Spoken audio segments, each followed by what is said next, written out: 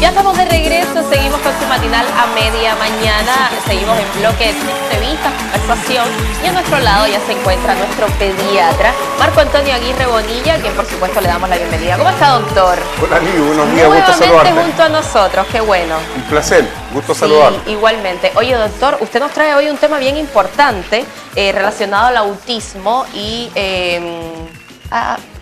es de repente algo que no tenemos mucha información, que en muchas ocasiones no se habla, y por eso es bueno que lo podamos abordar acá junto a usted. ¿Qué nos puede contar sobre el autismo? ¿Qué es? Mira, el autismo es un trastorno generalizado del desarrollo que se caracteriza esencialmente por comprometer tres áreas: la de relaciones sociales, la del lenguaje y el área de la cognición.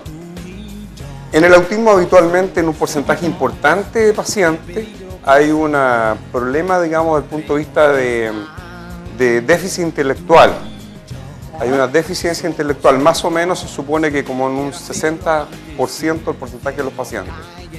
Pero hay que tener cuidado porque este autismo hay que distinguirlo de algunos otros cuadros, también trastorno del desarrollo, generalizado del desarrollo, como por ejemplo el síndrome de Rett, el síndrome de Asperger, el trastorno desintegrativo de la infancia y trastornos del desarrollo, generalizado del desarrollo, pero no específico. Estos cuadros se confunden, tienen variantes, pero tienen elementos en general característicos. Yo diría que uno de los más importantes es justamente esta dificultad para relacionarse con otras personas. Doctor, si hablamos de estadísticas o de cifras, ¿con qué frecuencia dentro de la población acá en Chile o en la región, si es que se puede, aparecen estos casos de autismo? Mira, las estadísticas son bien variables y obviamente va a depender de las regiones. Yo me he encontrado con cifras que son sorprendentes. Por ejemplo, en Estados Unidos hablan de 1 cada 64 niños. Pero en general, diría yo que lo que se habla en promedio es de 3 a 6 niños por cada 1000 niños. Ese es más o menos lo general aceptado. Pero los americanos hablan de 1 cada 64, cada 65. Muchísimo, muchísimo. Doctor, y si hablamos de las causas de por qué se provoca el autismo o por qué aparece. Las causas en general no están tan claras. Sí se sabe que hay una base hereditaria, o sea, si tú tienes un familiar o un hermano que tengas autismo, lo más probable es que las posibilidades que tú seas autista son extremadamente altas. Se dice que prácticamente es de un 50%. Lo mismo sucede si son, por ejemplo, gemelos unicigotos o dicigotos. Si son unicigotos, mucho mayor que son dicigotos. Esto es transversal, afecta, digamos, a todas las personas, digamos, a cualquier edad, de cualquier raza, de cualquier etnia y de cualquier nivel socioeconómico. Este no es un problema, digamos, dirigido. Es muy democrático el autismo, en otras palabras. Es bueno destacarlo. Doctor, aquí tengo una pregunta que me parece bien curiosa. ¿Las vacunas no son causantes del autismo? Mira, en propaganda, digamos, sobre todo en estas redes sociales, circula mucho de que hay una relación entre vacunas y autismo. ¿Como una especie de mito? Eso está científicamente absolutamente descartado por los expertos que han estudiado el problema, que existe una relación. Sí se sabe que dentro de las causas del autismo, además de este problema de herencia, que es lo más importante, hay algunos factores desde el punto de vista ambiental. Y dentro de eso interviene fundamentalmente lo que es la contaminación ambiental y también pesa mucho, digamos, lo que es el tipo de estilo de vida y particularmente de alimentación del paciente. Por ejemplo, dentro de la contaminación ambiental, el plomo es un factor que debe buscarse porque incide mucho dentro de las causas de autismo. Y dentro de lo que es la parte de alimentación se describe que dietas sin gluten, digamos, ya sea de la harina del trigo, cebada o centeno, o dietas sin caseína de productos lácteos tienen menor incidencia de autismo. Las que contienen esos elementos, gluten o caseína, pueden favorecer el autismo. Pero hay una cosa a propósito de causas que son más o menos interesantes. La mujer embarazada, por ejemplo, que de repente viene y utiliza alguna droga como cocaína, tiene una alta incidencia de poder producir autismo. Entonces, a veces la gente le echa la culpa y dice, no, si fueron la vacuna, digamos, pero resulta que no cuentan que hay de fondo fuman otro factor. otras drogas, entre ellas cocaína u otras, digamos. Claro que sí. Doctor, ¿existen exámenes de laboratorio que de repente pueden confirmar que algún niño tenga autismo? No hay un examen específico que te pueda decir, este paciente es autista o no es autista. Se supone, digamos, que como esta es una enfermedad que tiene una base de herencia muy marcada y hay más o menos un grupo grande de genes que participan en esto, alrededor de 60 genes, se supone cuando ya exista un estudio del patrón genético humano más completo, uno podría predecir quiénes pueden tener mayores posibilidades. Pero hoy por hoy exámenes específicos no existen. Pero sí, normalmente se suelen recomendar o se hacen, digamos, dentro de la contaminación ambiental, el estudio del plomo sérico y también, digamos, eventualmente hacerle un estudio de audiometría por fonoaudiólogo para ver cómo anda la parte, entre otras cosas, evaluar la parte. Claro, doctor, ¿y cómo se puede sospechar de repente que haya presencia de autismo? Mira, en general, los primeros que empiezan a sospechar son los papás.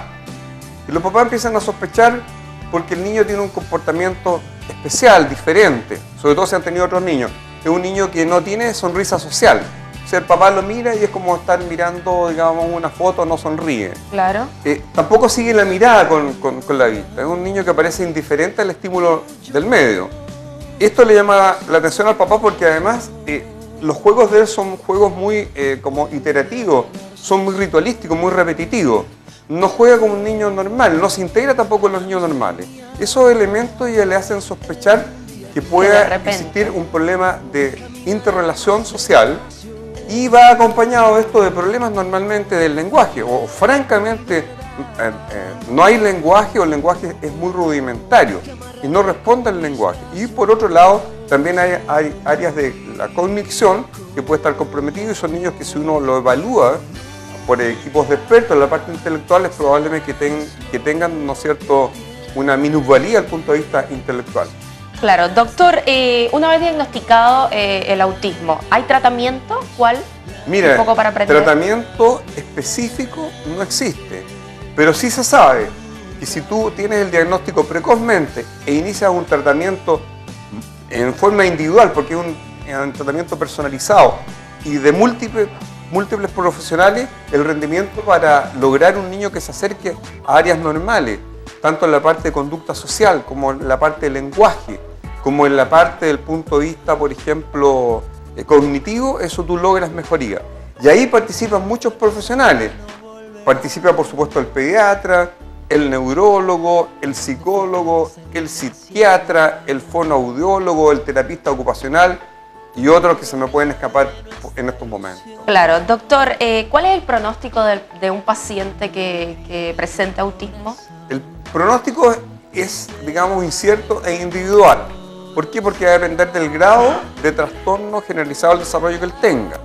No es lo mismo tener un cuadro autista puro a tener un síndrome de Asperger. Claro. Es mejor obviamente tener el Asperger.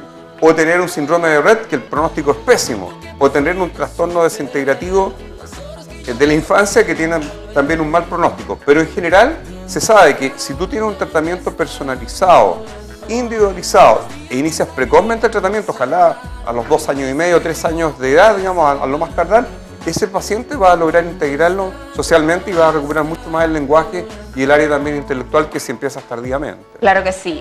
Doctor, ¿cuáles son las recomendaciones que usted le entregaría a los padres, a los familiares, en caso de que tengan una leve sospecha de que de repente su niño esté presentando alguna de las indicaciones o de las actitudes que usted mencionaba dentro de la entrevista? Mira, lo primero tiene que ser bien objetivo y rápidamente llevarlo a un profesional.